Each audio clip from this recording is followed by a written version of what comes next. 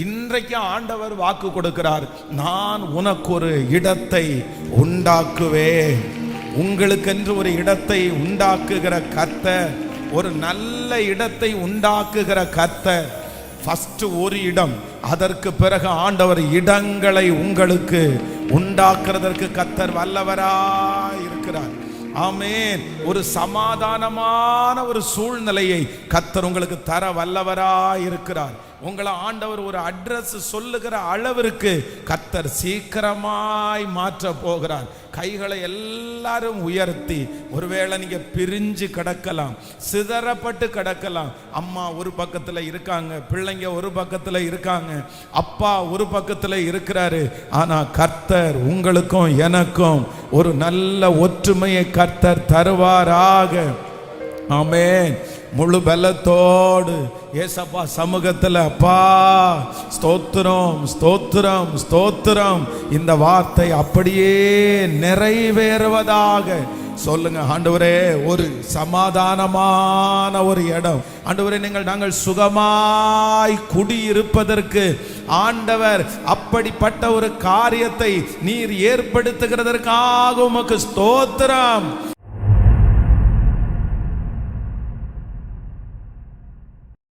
ஆண்டவருடைய பிள்ளைகள், ஒன்று நீங்கள் நினைத்துக் கொள்ளுங்கள், நான் ஒரு வாஞ்சையோட வந்திருக்கிறேன். ஆண்டவர் உங்களுக்கு இடம் உண்டாக்கினார். ஆண்டவர் உங்களுக்கு இடம் உண்டாக்கினார். பரதேசியாய் இருந்த இடங்களிலே ஆண்டவர் நமக்கு இடத்தை உண்டு பண்ணுகிற ஒரு கர்த்தர். அப்போ நான் நம்புறேன், நம்மளை ஒரு பெரிய லட்சியத்திற்கு நேராய், ஒரு பெரிய விஷனுக்கு நேராக ஆண்டவர் நம்மளை கொண்டு போயிட்டு இருக்கிறாரு. அதற்கு ஆண்டவர் என்ன நம்மளுக்கு சப்ளை பண்ண போறாருன்னா, நமக்கு அவர் நமக்காக ஒரு இடத்தை கர்த்தர் ஆயத்தப்படுத்த போகிறார். நான் தீர்க்க தரிசனமாய் சொல்லுகிறேன், நீங்கள் அலைந்து திரிகிறவர்களுக்கு கர்த்தர் நிரந்தரமான ஒரு விலாசத்தை கர்த்தர் சீக்கிரமாய் கர்த்தர் தரப்போகிறார். நீங்கள் அதை பார்ப்பீர்கள்.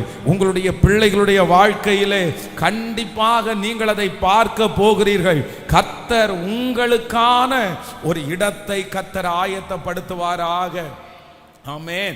அப்போ இந்த காரியத்திற்காக நீங்க என்ன பண்ணீங்க, அவிசுவாசப்படாதீங்க. பாஸ்டர், எங்களுக்கு வாடகையே கொடுக்க முடியல, நாங்க போய் எப்படி?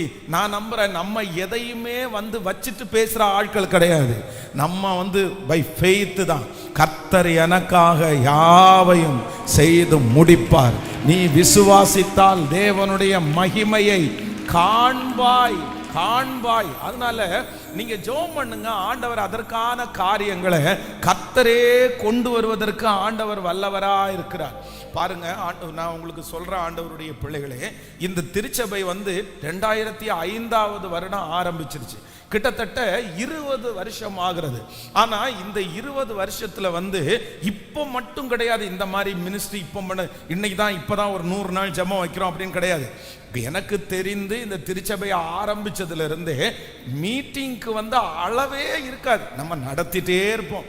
நான் என்னுடைய மனசுல ஒரு டார்கெட் வச்சிருப்பேன். அப்படின்னா ஒரு 1 இயர்ல ஒரு 1000 மீட்டிங்காவது நடத்திடணும். சண்டே சர்வீஸ், ஃபாஸ்டிங் ப்ரேயர் இதெல்லாம் சேர்த்து ஒரு 365 நாளில் ஒரு 1000 கூட்டமாவது நடத்திடணும் அப்படின்றது மாதிரி நான் நினைச்சிருவேன். அந்த மாதிரி நிறைய கூட்டங்கள், நிறைய ஊழியங்கள் இப்போ கிடையாது. ஆரம்பத்திலிருந்து 4 பேர் 5 பேர் சர்ச்சுக்கு வந்துட்டு இருக்கும் போதே நடந்துட்டே இருக்குது. நிறைய ஊழியங்கள் எல்லாம் நடந்துட்டு இருந்துச்சு. ஆண்டவர் நடத்தினார். கர்த்தர் நிறைய பேரை போஷித்தார். எல்லாம் இருந்தாலுமே இந்த இடம் அப்படின்னா, திருச்சபைக்கென்று ஒரு இடம், ஒரு லொகேஷன் வர்றதுக்கு முன்னாடி வரைக்கும் பார்த்தீங்கன்னா, எத்தனை ஊழியம் பண்ணினாலும் ஆண்டவருக்கு ஊழியம் பண்றோம், ஊழியம் செய்யறோம். ஆனா என்னன்னா, ஒரு பிடிப்பே இருக்காது, ஒரு ஸ்ட்ராங்னஸே இருக்காது. நிறைய பேர் அப்படிதான் சர்ச்சுக்கு வருவாங்க. ஆனா சர்ச்சுக்கு வந்துட்டு என்ன பண்ணுவாங்கன்னா, அவங்க வேறையும் ஒரு சர்ச்சோட என்ன பண்ணுவாங்கன்னா, மெம்பர்ஷிப் வச்சுக்குவாங்க. ஏன் அப்படின்னா, ஃபுல்லாக அவங்க வர முடியாது. ஏன் அப்படின்னா, இந்த ஊழியம் நடக்குமா, நடக்காதா, இருக்குமா, இல்லைன்னா இவங்க வாடகைக்கு அங்கங்கே பெட்டியை தூக்கிட்டு அலைஞ்சிட்டே இருக்காங்க, இந்த இடத்துல எத்தனை நாள் இருப்பாங்களோ தெரில, இந்த இடத்துல இந்த மாதிரி ஒரு மைண்ட் செட்டு ஜனங்களுக்குள்ள கூட இருந்ததை கூட நான் பார்த்தேன். அப்போ அந்த ஊழியம் ஆரம்பித்ததுல இருந்து ஆண்டவருடைய சமூகத்தில் ஊழியத்திற்காக விடாப்பிடியா ஜெபிச்சது என்ன அப்படின்னா, ஆண்டவரே ஒன்று செய்யுங்க, எங்களுக்குன்னு ஒரு இடத்தை ஆயத்தப்படுத்துங்க. ஒரு லொகேஷனை நீங்க கொடுங்க ஆண்டவரே அப்படின்னா அதற்காக எத்தனையோ ஃபாஸ்டிங். ஆனா உண்மையிலே ஆண்டவருடைய பிள்ளைகளே, இந்த இடம்னு ஒண்ணு வந்ததற்கு பிற்பாடு ஊழியத்துல ஒரு மிகப்பெரிய மாற்றத்தை என்னால பார்க்க முடிகிறது. ரொம்ப பார்க்க முடியுது.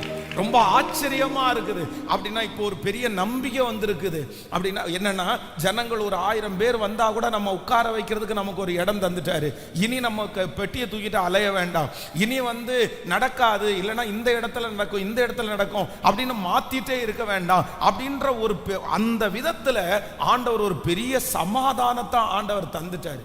ஆனா எனக்கு தெரிந்து எத்தனையோ திருச்சபைகளில் பார்த்தீங்க அப்படின்னா இந்த சரியான லொகேஷன் அப்படின்னு ஒண்ணு இல்லாத இருக்கிறதுனால எத்தனையோ ஆத்துமாக்கள் சிதறப்பட்டு அந்த சபையை கட்டி எழுப்ப முடியாத சூழ்நிலையில் எத்தனையோ பேர் இருக்கிறோம். அப்போ ஒன்று நீங்கள் நினைத்து கொள்ளுங்கள், இன்றைக்கு ஆண்டவர் வாக்கு கொடுக்கிறார், நான் உனக்கு ஒரு இடத்தை உண்டாக்குவேன். உங்களுக்கென்று ஒரு இடத்தை உண்டாக்குகிற கர்த்தர், ஒரு நல்ல இடத்தை உண்டாக்குகிற கர்த்தர். ஃபர்ஸ்ட் ஒரு இடம், அதற்கு பிறகு ஆண்டவர் இடங்களை உங்களுக்கு உண்டாக்குறதற்கு கர்த்தர் வல்லவராய் இருக்கிறார்.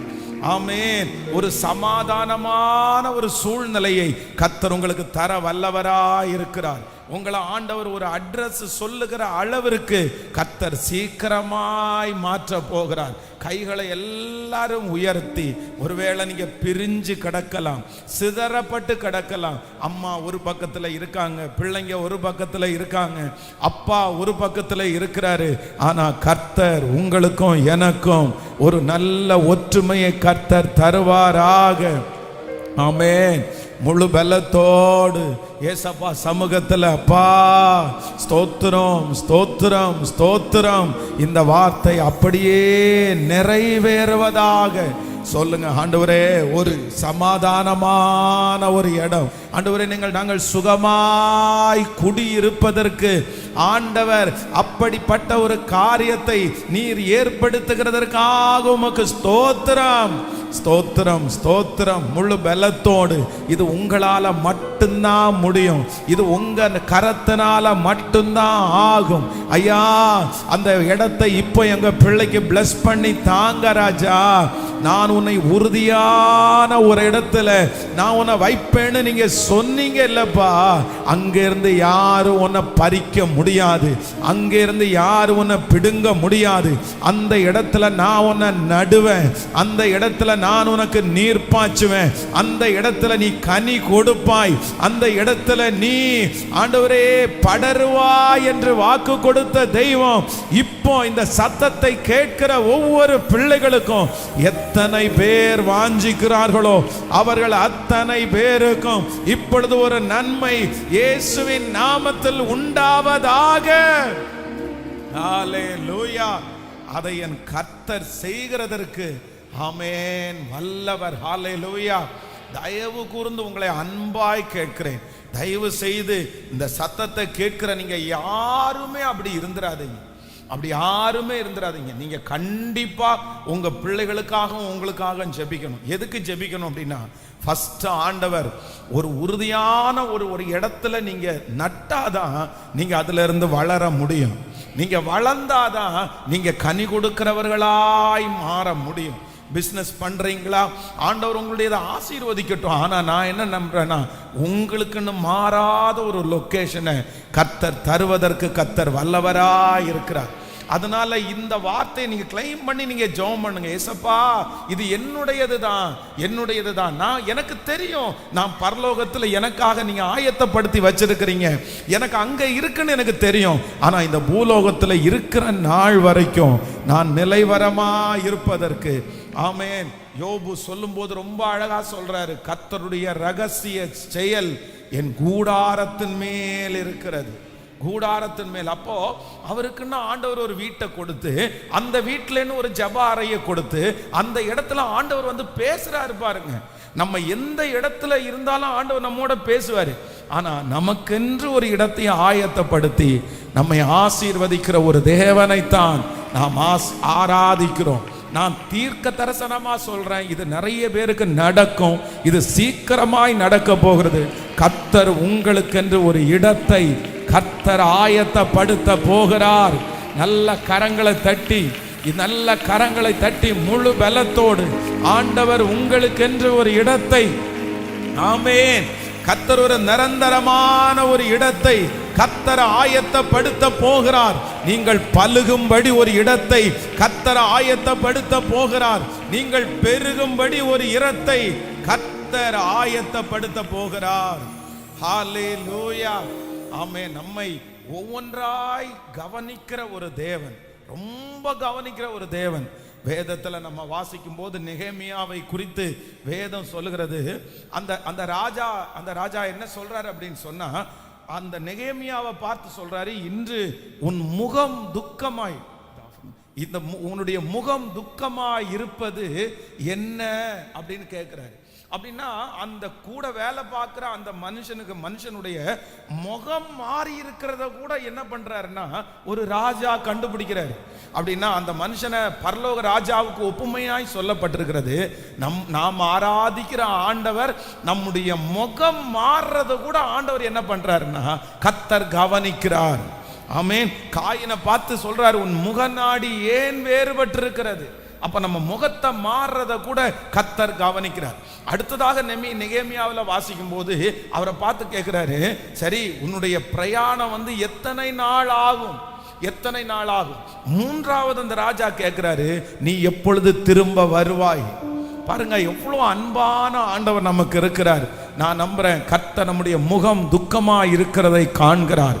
அது மட்டுமல்ல, நம்ம எந்த காரியத்தை துவங்க போகிறோமோ அந்த காரியத்திற்கு நேரத்தை நியமித்து நமக்காக எதிர்பார்த்து கொண்டிருக்கிற ஒரு நல்ல தேவனை நாம் ஆராதிக்கிறோம். அவரை கரங்களை தட்டி நமக்காக ஒரு இடத்தை உண்டு பண்ணுகிற தேவனை கரங்களை தட்டி அந்த இடத்தை ஆண்டவர் நமக்கு பிளஸ் பண்ணி கர்த்தர் தர போறாரு. அந்த இடத்துல கர்த்தர் உலாவ போறாரு. அது ஏல் பெத்தேல், அது தேவனுடைய வீடாய் மாற போகிறது. அந்த இடம் உங்களுக்கு ஆசீர்வாதமாய் இருக்க போகிறது. அந்த இடத்துல ஆண்டவர் உலாவ போகிறார். அந்த இடத்துல தேவனுடைய மகிமையை நம்ம பார்க்க போகிறோம். ஹல்லேலூயா. அப்போ இன்னைக்கு தவறாம ஜெபம் பண்ணுங்க. எனக்கு ஒரு லொகேஷனை ஆண்டவர் எனக்கு நியமிக்கிற கர்த்தர். சீக்கிரமாய் வாடகை வீடுகளிலே இருக்கிறவர்கள் சொந்த வீடுகளுக்கு கர்த்தர் உங்களை கொண்டு போவாராக. சீக்கிரமாய் வாடகை இடத்திலே தொழிலை செய்கிறவர்களை கர்த்தர் சொந்த இடத்திற்கு நேராய் ஆண்டவர் கொண்டு போகிறார். கர்த்தர் உங்க கண்களிலே அதை காணும்படியாய் ஆண்டவர் கிருபை செய்வாராக. ஆமென். பூமியும் அதன் நிறைவும் அதனுடைய குடிகளும் கர்த்தருடையது. இந்த பூமிக்கும் வானத்திற்கும் சொந்தக்காரர் கர்த்தர். அவர் நமக்கென்று ஒரு இடத்தை ஆயத்தப்படுத்தாமல் போவாரா? நிச்சயமாய்.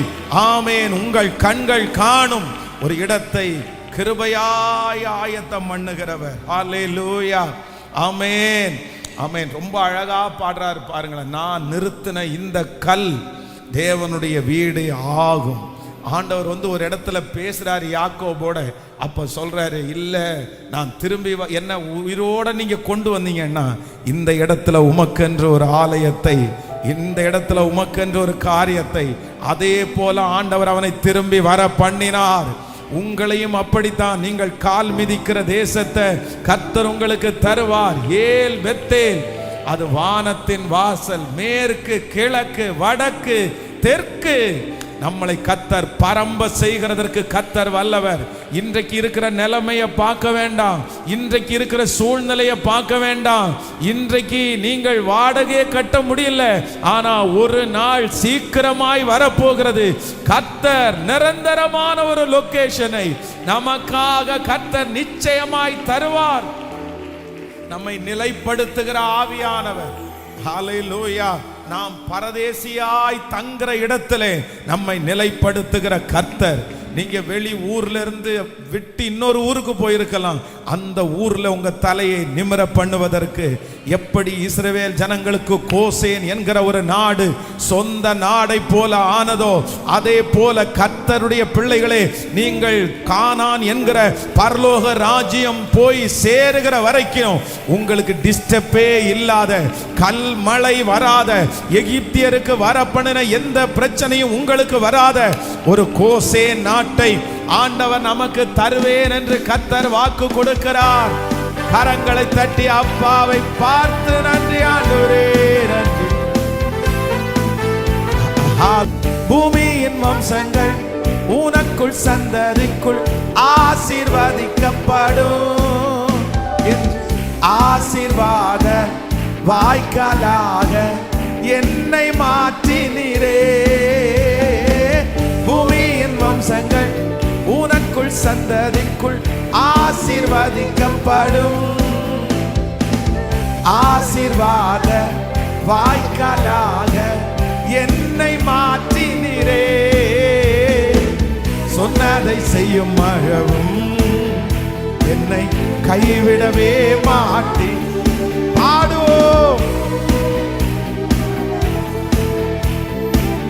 கைவிடவே மாட்டி. கைகள மேல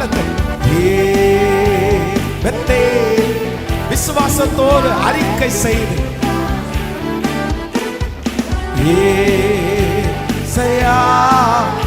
ஆசீர்வாதத்தின் வாசல் ஏல் பெத்தே.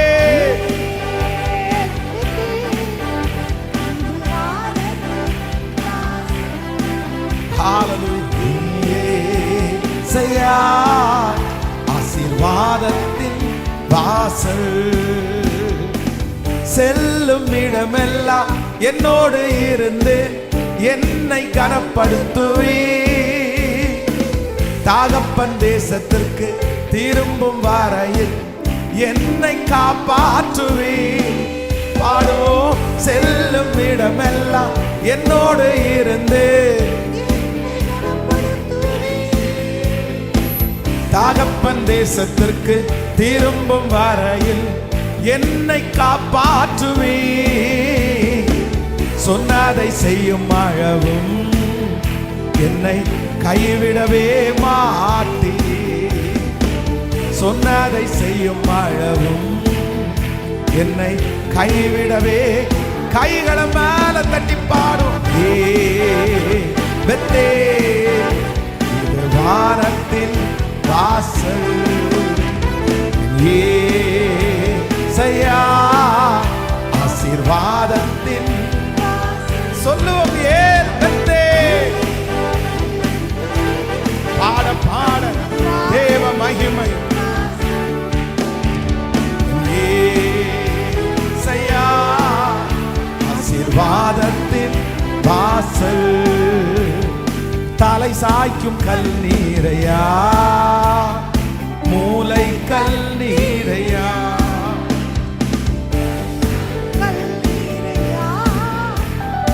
மூளை கல் நீரையா. ஏன் பெத்தே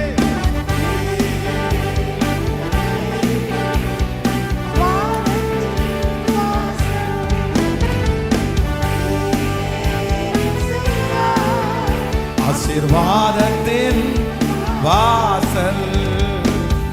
ஹல்லேலூயா. ஆம், நாம் சுகமாய் தங்கும்படி கர்த்தர் நமக்கு ஒரு இடத்தை உண்டு பண்ணினார். ஒரு இடத்தை உண்டு பண்ணினார். அங்கே தேவன் உங்களோடு பேச போகிறார். கர்த்தர் அங்கே உங்களோடு சஞ்சரிக்க போகிறார். அந்த இடத்திலே நீங்களும் ஆண்டவரும் இருக்க போகிறீர்கள். அந்த இடத்திலே நீங்கள் வளர போகிறீர்கள். அந்த இடத்திலே ஆண்டவர் உங்களை உறுதியாய் கர்த்தர் நடப்போகிறார். அந்த இடம் உங்களுக்கு ஆசீர்வாதமான இடமாய் மாறப்போகிறது. அந்த இடத்திலிருந்து உங்கள் காரியங்களை ஆண்டவர் படிப்படியாய் வளர்த்தி அதுவல்ல அதிலிருந்து பல இடங்களுக்கு உங்களை கொண்டு போகிறதற்கு கர்த்தர் வல்லவராய் இருக்கிறார். இதை நீங்க 100% நம்புங்க. 100% நம்புங்க. உங்க கையில ஒண்ணுமே இல்லைன்னாலும் இது கர்த்தர் வார்த்தை. இது நிச்சயமாய் நிறைவேறும். இது ஒரு நாளும் போய் சொல்லாது. ஆண்டவர் உங்களுக்கு செய்வார். நிச்சயமா இந்த சத்தத்தை கேட்கறங்க நிறைய பேர் நீங்க சாட்சி, பல ஆண்டுகள் இந்த சாட்சி வரப்போகிறது. இது இந்த 100 நாள் ஜபத்தோட சாட்சி முடிய போறது இல்லை. இந்த 100 days நம்ம ஜெபிக்கிற ஜெபம், நம்ம விசுவாசிக்கிற வார்த்தை இந்த வெறும் 100 நாள் சாட்சி அல்ல. இது 100 வருடங்கள் கர்த்தருடைய வருகை வரைக்கும் இந்த ஜெபத்தினுடைய சாட்சிகள் வந்து கொண்டே இருக்க போகிறது. நம்புறவங்க நல்ல கரங்களை தட்டி விசுவாசித்து ஹalleluya ஆமென்.